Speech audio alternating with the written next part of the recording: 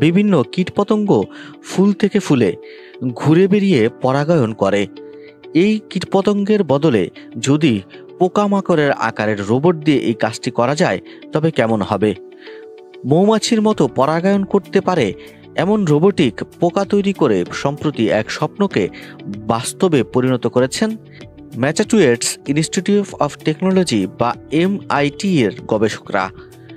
এসব রোবট ভবিষ্যতে মাল্টিলেভেলের ইনডোর ফসল ফলানোর সুযোগ করে দিতে পারে কৃষকদের, যা ফসলের ফলন বাড়াতে এবং কৃষির ওপর পরিবেশগত প্রভাব কমিয়ে আনতে সহায়ক হবে বলে প্রতিবেদনে লিখেছে বিজ্ঞানভিত্তিক সাইট নরিস।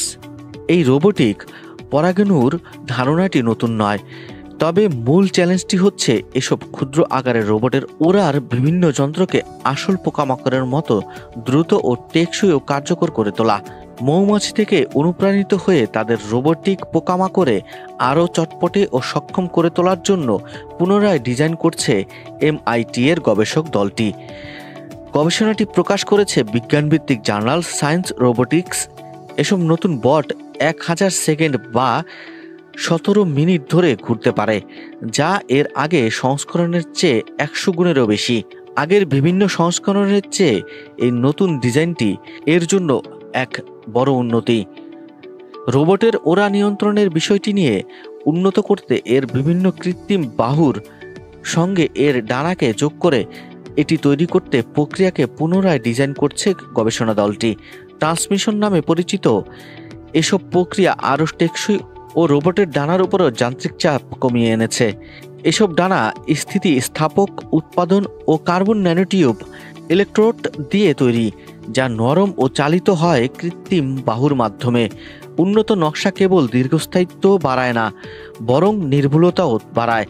এসব রোবট এখন বাতাসে MIT বানান করার মতো জটিল ওড়ার ধরনও তৈরি করতে পারে। গবেষণা দলটির লক্ষ্য 10,000 সেকেন্ডেরও বেশি টার্গেট রেখে রোবটের ওড়ার সময়কে বাড়ানো হয়। কোনো ফুলকে কেন্দ্র করে এগুলোর নামা ও ওঠার জন্য যথেষ্ট নিখুঁত করতে চায় গবেষক দলটি।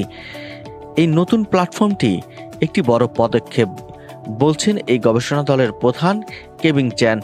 আগামী 3 থেকে 5 বছরের মধ্যে তারা রোবটের সেন্সর, ব্যাটারি ও কম্পিউটিং দক্ষতা যোগ করার দিকে মনোনিবেশ করবে, যাতে এগুলো আরও বেশি স্বাধীনভাবে উঠতে পারে।